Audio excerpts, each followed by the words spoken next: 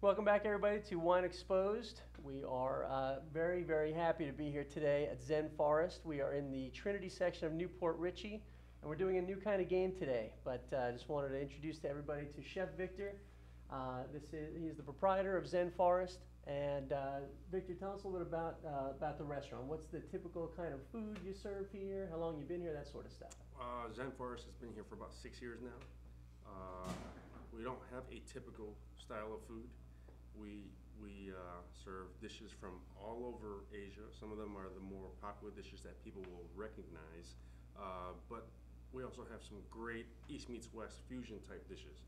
I was born and raised in New York City, and I have influence from all types of cuisines. I also like to say Zen Forrest is about tradition meeting modern, East meets West, and ultimately great taste meeting healthful food. Very good. Well, as you know, WineXposed is about bringing great places in great localities to you, the viewer. So whether you live in Port Richey or if you're just visiting the Tampa area and you're here in this area, you definitely want to check out Zen Forrest. Victor, is there a place where people can go to get on a mailing list, or a place where they can go to check out an event calendar, or how do they find out about? Because I've been to one of your wine dinners. Fantastic, fantastic food. How can they find out about the things that you do here? You can find us on the web at www.zenforrest with 2Rs.com. And from there you can click on the contact and join our mailing list and find out about all these fun prefix dinners that we do. Yeah, I mean, I'll say I'm also from New York, and I've done a number of prefix dinners, and I find that the prices here are very reasonable, and what you get is just amazing. So I would highly recommend checking out some of the prefix dinners that Chef Victor puts on. We're also joined by Mark Simpson. Done a show over at the International Beer Garten, but Mark is our beer expert for the day. Beer expert at all times, but also our beer expert here for the day, because the game that we've selected for today is a beer versus wine pairing challenge. We are pairing up, Mark is pairing up a beer, I'm pairing up a wine with one of Victor's dishes. Victor, first tell us, what is the dish that you selected today for the beer versus wine pairing challenge? What I made today is our minced chicken and leek wontons. Basically what it is minced breast of chicken with sauteed leeks. I stuffed that in a really thin wonton shell, sauteed it with some garlic, shiitake mushrooms, a little bit of green peas for sweetness. Throw in some baby spinach at the very end to add some earthiness and to sop up that sauce. Okay. And Mark, obviously, you talk about pairing. It's traditionally been more of a wine thing, but why do you think it's? I mean, one of the reasons I really wanted to do a show like this, and we're going to continue this on.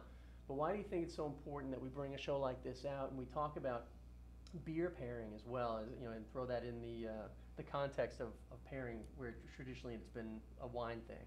Well, these days, the American palate has become a little more sophisticated and certainly more open to trying new things. Also, people expect more from a dining experience than just some food to fill them up. They want to get all their senses stimulated. They would like to have a better than average night. There's so much competition out there, so many different choices. You have to have something that stands out to really make it these days. And in my opinion, one of the best ways to do that is to have everything outstanding. And when you have a meal that's of this caliber, which everything Chef Victor does here has been just absolutely amazing to me. I've never been anything short of dazzled when I've come by here. Your words are too kind. They're honest too. But I want to leave here, with everything complete. And I feel like that, and I think a lot of chefs would feel the same way, that you could have this amazing meal and you'd more or less spoil it by having anything that wasn't up to this caliber. And I've been in the beer business where I've talked to chefs who I would ask them if they wanted to carry some better than average beer, and they'd say, well, we have Heineken. I'd say, look, that's the equivalent of saying that I have the greatest food in town, why don't you have a nice Coca-Cola with it? Right. And they're only cheating themselves and their customers. So one of the things that I've really liked about coming here is that he has better than average choices, things that make me try and kind of challenge myself, and they all are set to go with his menu overall, and I haven't been disappointed yet. Yeah, I find that as well. I mean, you find a lot of places in town that have very decent food, but unfortunately, because of cost or whatnot, they compromise on the selections of beers and wines that they make available to go with the dishes. And if you really care about your food and you want to showcase it in the best possible light, you really want to have the pairing experience be on par with what you're serving. So, yeah, I agree with that. And I think the reason we're starting here at Zen Forrest is because Chef Victor definitely does that. The selections of beers and wines that he makes available really complement the food. So, and that's why I think this is going to be such a great show. So, all right. So, Mark, tell us what beer did you select today to go with this dish? All right. Well, my choice today, it's called Jack Whacker. It's from the Tommyknocker Brewery, which is in Idaho Springs, Colorado. It's an American-style wheat beer, which tends not to have as much of the yeast characteristics as say, a traditional Bavarian wheat. It's a little drier, and it has a little more sweetness to it because normally the Bavarian wheats, which are the ones that are pretty much set the standard for the style, they have almost a banana clove kind of note. This is using a more straightforward yeast, will have a drier finish on it. What I really enjoy about this beer is that it has notes of lemongrass. They actually add lemongrass the same way brewers use hops.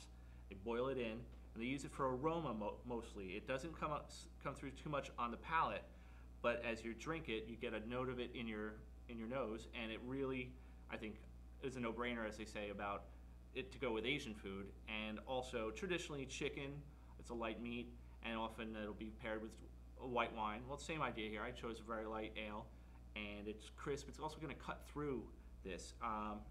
It's also known a lot of times for spicy food, which this isn't an exceptionally spicy dish or anything, but it's also, like, it's going to have that same effect where it's going to cut through and really give you a clean palate each time, so you can really enjoy all the flavor with each bite. So I'm going to go ahead and give us each a bit to try. Yeah, and I'm confident in my wine choice, but I'm actually very excited to try this beer selection. Normally I wouldn't.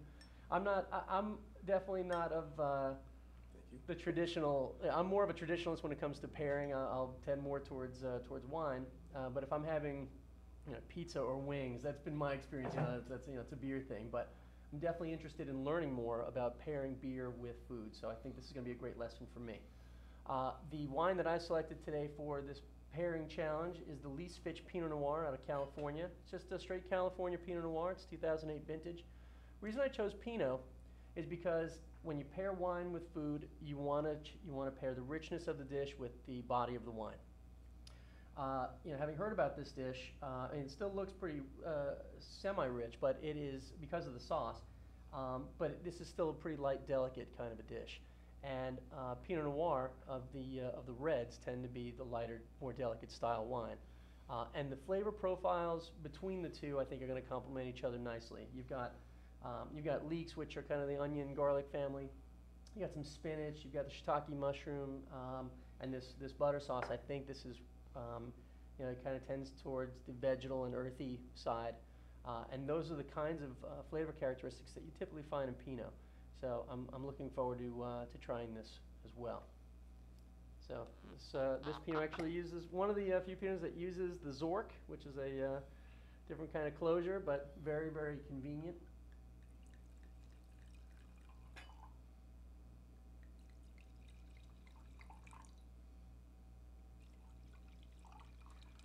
And we'll see how that does. Here you go, Chef.